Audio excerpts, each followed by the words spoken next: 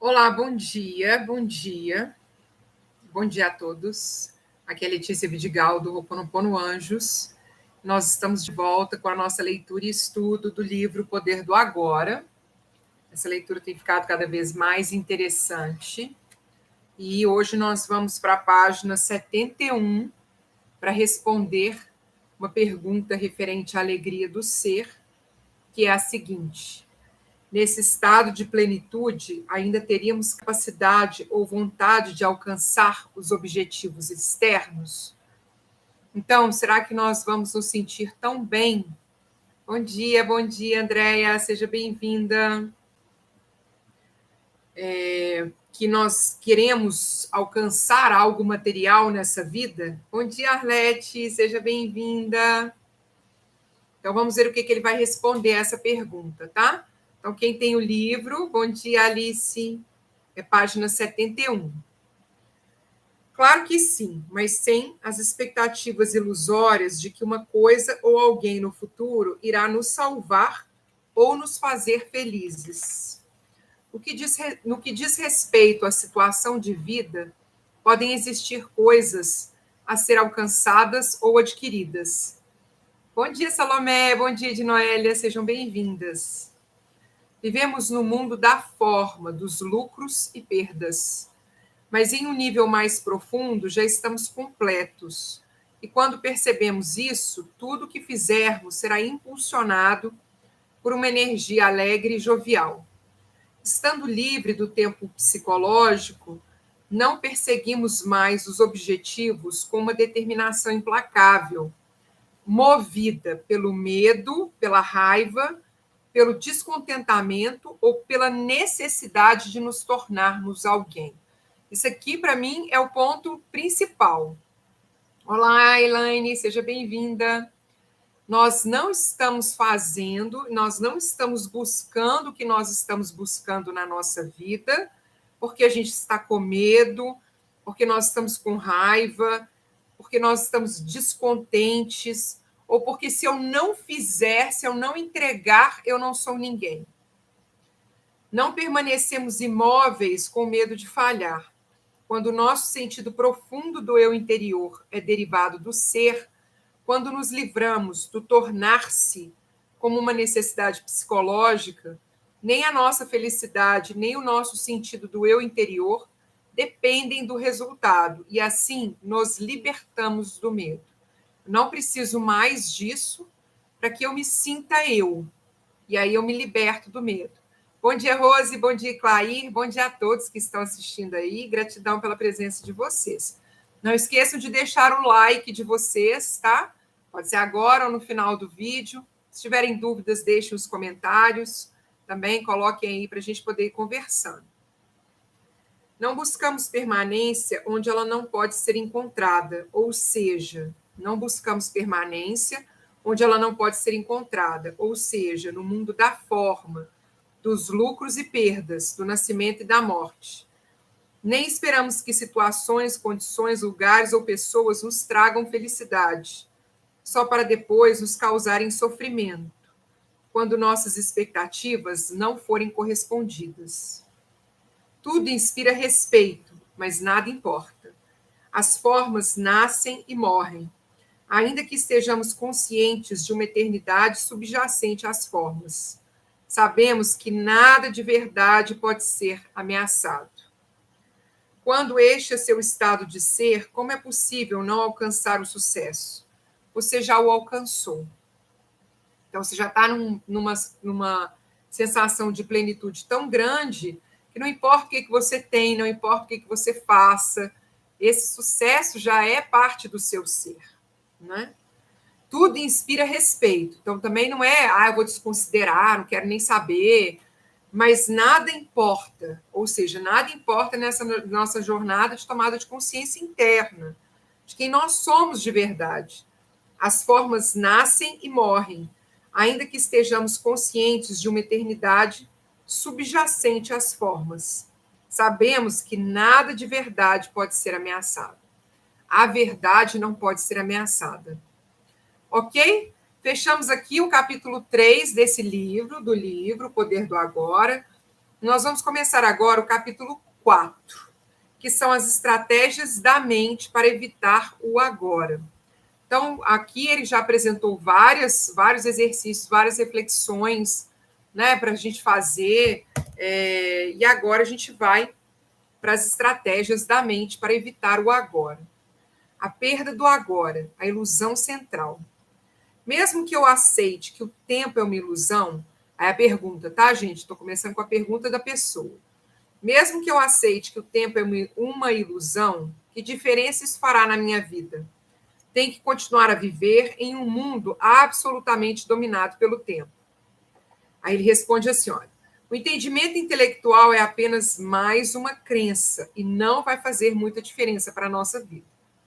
Para perceber essa verdade, temos que vivenciá-la. Opa, desculpa. Quando cada célula do nosso corpo está tão presente que vibra com a vida, e quando conseguimos sentir essa vida a cada momento como a alegria do ser, podemos dizer que estamos livres do tempo. Aí a pessoa pergunta assim, mas ainda tenho de pagar as contas e sei que vou envelhecer e morrer, exatamente como todas as pessoas. Como posso dizer que estou livre do tempo? Aí ele vai responder, as contas de amanhã não são um problema. A degeneração do corpo não é um problema. A perda do agora é o problema. Ou melhor, a ilusão central que transforma uma situação simples, um acontecimento ou uma emoção em um problema pessoal e em sofrimento. Perder o agora é perder o ser. Então, eu transformo a conta que eu preciso pagar num sofrimento tão grande que eu não sei nem mais o que é que eu estou fazendo. Não sei mais onde está minha mente, eu não sei para onde que eu tenho que, o que eu preciso fazer. A gente se desconecta desse agora e se desconecta do nosso ser. Livrar-se do tempo é livrar-se da necessidade psicológica, tanto do passado quanto do futuro. Isso representa a mais profunda transformação de consciência que você pode imaginar. Ele não está falando que é fácil, tá, gente? Está falando que é a transformação, a mais profunda transformação de consciência que você pode imaginar, que é assim, ó. Eu recebo a conta, então veio a conta, tá? A conta tem um vencimento no dia tal. Eu olho para esse dia, aí o que acontece? Eu não tenho dinheiro, então eu começo a sofrer. O que é que ele está fazendo de convite? Não importa isso que precisa ser pago naquela data. Eu volto para o meu agora, para o meu ser, para a forma como eu estou me sentindo agora, e continuo focando nas minhas atividades e mantendo uma vibração que não está alinhada com a minha falta de dinheiro em relação a essa conta, mas que está alinhada com aquilo que eu estou fazendo agora. Muitas vezes a gente se pergunta assim, como que eu faço para resolver isso? E a resposta está aqui. Não se preocupe com isso. Apenas continue seguindo sua vida, continue fazendo as suas coisas, continue se preocupando, não se preocupando, mas agindo em relação a aqui e agora, o que eu estou fazendo agora, onde que eu estou, o que eu estou fazendo, com quem que eu estou me relacionando, quais são as sensações que eu estou tendo, porque isso vai alinhando com uma vibração que é a vibração diferente do problema. E, de repente, uma solução aparece. De repente, algo acontece. Livrar-se do tempo é livrar-se da necessidade psicológica, tanto do passado quanto do futuro. Isso representa a mais profunda transformação de consciência que você pode se imaginar. Em casos muito raros, essa mudança na consciência acontece de forma drástica e radical, de uma vez por todas. Quando isso acontece, normalmente através de uma completa rendição, em meio a um sofrimento intenso. Muitas pessoas, entretanto, têm de trabalhar para obtê-la. Depois dos primeiros vislumbres do estado atemporal de consciência, passamos a viver em um vai e vem entre a dimensão do tempo e a presença. Primeiro, você começa a perceber que a sua atenção raramente está no agora. Entretanto, saber que você não está presente já é um grande sucesso. Perceber que você divagou, né, que sua mente foi para longe, ou que você se distraiu com a relação com o outro. Você se tornou menos consciente das suas atitudes, da forma como você estava pensando, por causa de algo que aconteceu, ou com uma outra pessoa, ou com uma situação que você está vivenciando agora. Isso já é um grande passo. Primeiro, você começa. Então, vamos lá. Deixa eu ver onde que eu perdi. Vou reler aqui. Primeiro, você começa a perceber que sua atenção raramente está no agora. Entretanto, saber que você não está no presente é um grande sucesso. Ok. O simples saber já é presença. Mesmo que no início dure só alguns segundos no tempo do relógio antes de desaparecer outra vez. Depois, com uma frequência cada vez maior, você escolhe dirigir o foco da consciência para o momento presente. Então, antes eu só percebia, mas agora eu escolho. Você se torna capaz de ficar presente por períodos mais longos. Portanto, antes que sejamos capazes de nos estabelecer com firmeza no estado de presença, oscilamos periodicamente, de um lado para o outro, entre a consciência e a inconsciência, entre o estado de presença e o estado de identificação com a mente. Perdemos o agora várias vezes, mas retornamos a ele. Por fim, a presença se torna o estado predominante. A maioria das pessoas nunca vivencia a presença. Ela acontece apenas de modo breve e acidental, em raras ocasiões, sem ser reconhecida pelo que é. Muitos seres humanos não se alternam entre a consciência e a inconsciência, mas somente entre diferentes níveis de inconsciência. Estão tão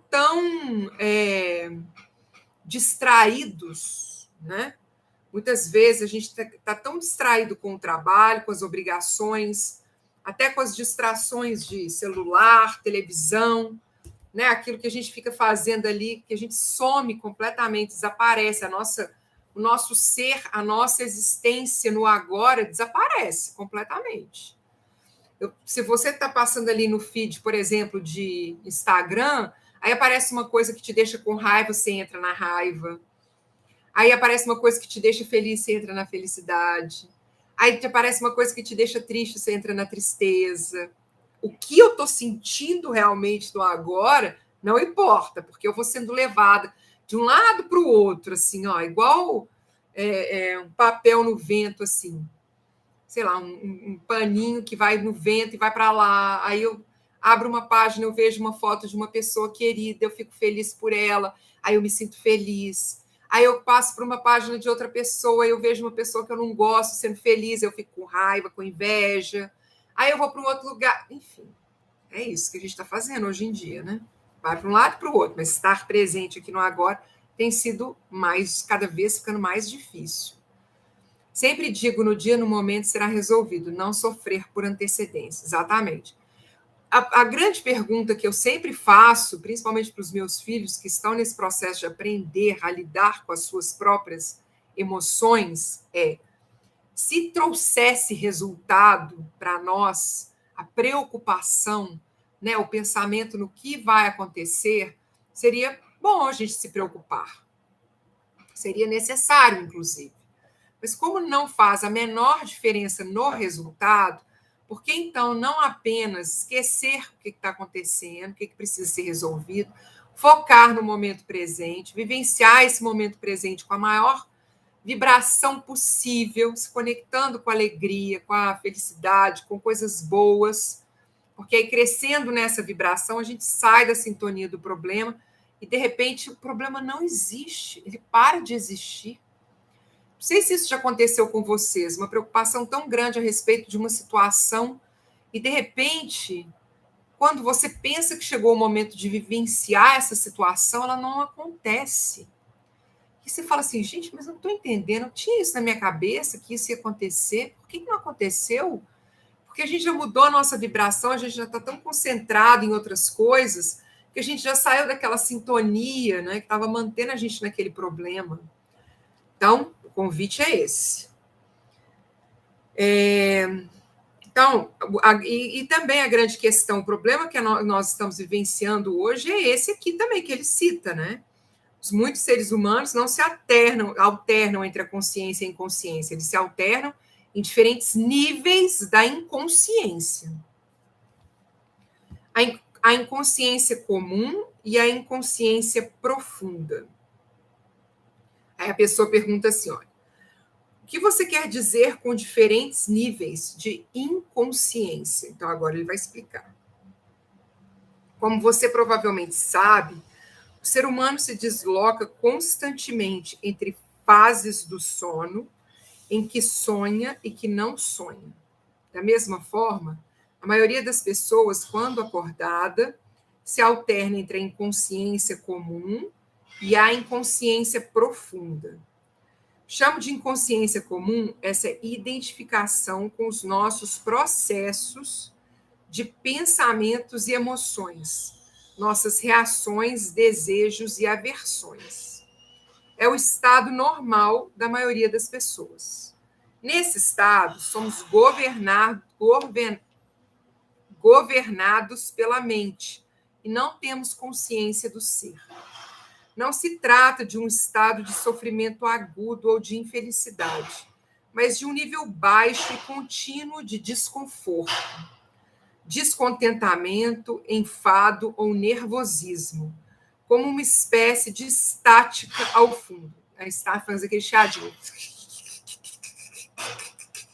Igual, por exemplo, aqui está fazendo esse barulho, não sei se vocês estão ouvindo, né? O pessoal está fazendo a coleta seletiva, então está fazendo barulho de muito vidro. Aí fica um barulho no fundo que gera um incômodo, desconforto, mas nem por isso eu deixo de viver minha vida, deixo de fazer esse encontro com vocês, etc. Talvez você não perceba muito bem essa situação, porque ela já faz parte da nossa vida normal, da mesma forma que você não percebe um barulho contínuo ao fundo, como o zumbido do ar-condicionado até ele parar. Quando isso acontece, de repente, ocorre uma sensação de alívio. Muitas pessoas usam a bebida, as drogas, o sexo, a comida, o trabalho, a televisão, ou até mesmo o ato de fazer compras como anestésicos, em uma tentativa inconsciente para acabar com esse desconforto básico. Quando isso acontece, uma atividade que poderia ser muito agradável, se feita com moderação, passa a ter um componente de compulsão ou dependência. E tudo que se obtém sob essa influência traz uma sensação de alívio por um período extremamente curto. A sensação de desconforto da inconsciência comum se transforma no sofrimento da inconsciência profunda, ou seja, um estado de sofrimento ou infelicidade mais agudo e mais perceptível quando as coisas vão mal.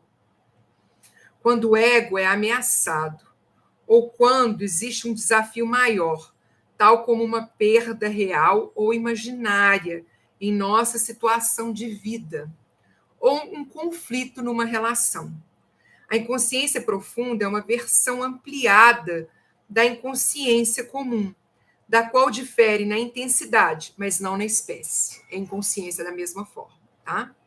Deixa eu só ver aqui, a Elaine. Bem isso, é um exercício constante para se manter na leveza diante dos desafios. Isso mesmo. Na inconsciência comum, uma resistência habitual ou uma negação daquilo que é cria um desconforto que a maioria das pessoas aceita como algo normal, tá? Não tenho o emprego que eu quero, não tenho ainda a relação que eu quero, mas está tudo bem, eu continuo seguindo minha vida, confiando que algo diferente vai acontecer.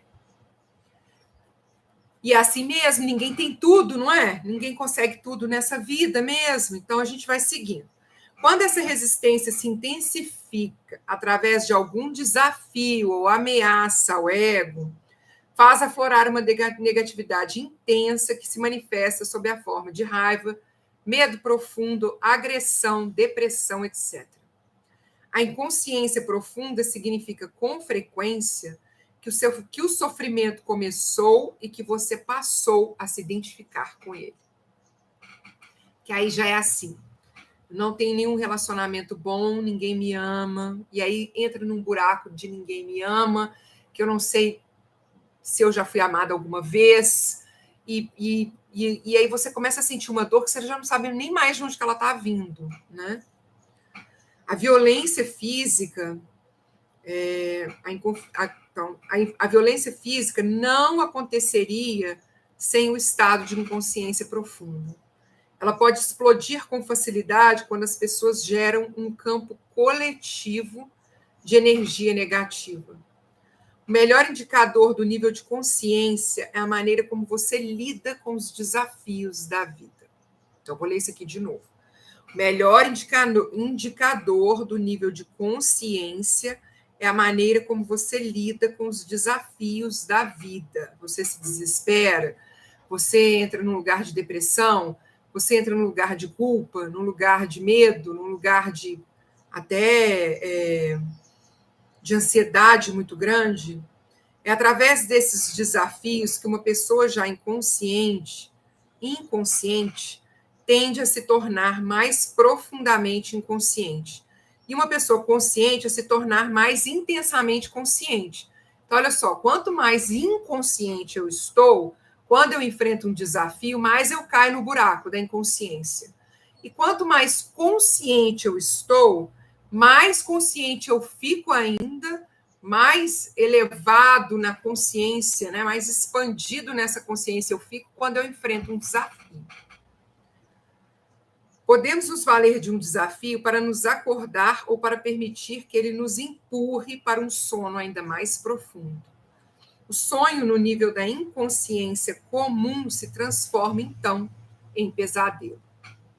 Se você não consegue estar presente mesmo em situações normais, como, por exemplo, quando está sozinho em uma sala, caminhando no campo ou ouvindo alguém, certamente não será capaz de permanecer consciente quando alguma coisa vai mal. Será dominado por uma reação que é sempre, em última análise, alguma forma de medo e empurrado para uma inconsciência profunda. Esses desafios são os seus testes. Só o modo como você lida com eles lhe mostrará onde você está no que se refere ao seu estado de consciência, e não a quantidade de horas que você consegue ficar sentado com os olhos fechados.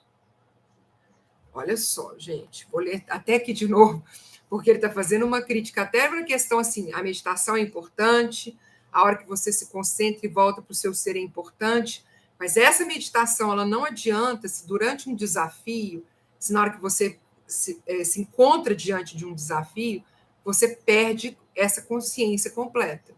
Você se desespera. Então, olha só o modo como você lida com eles, com os desafios, e mostrará onde você está no que se refere ao seu estado de consciência, e não a quantidade de horas que você consegue ficar sentado com os olhos fechados. Portanto, é fundamental colocar mais consciência em sua vida durante as situações comuns, quando tudo está correndo de modo relativamente tranquilo. É assim que se aumenta o poder de presença. Ele gera um campo energético de alta frequência vibracional em você e ao seu redor.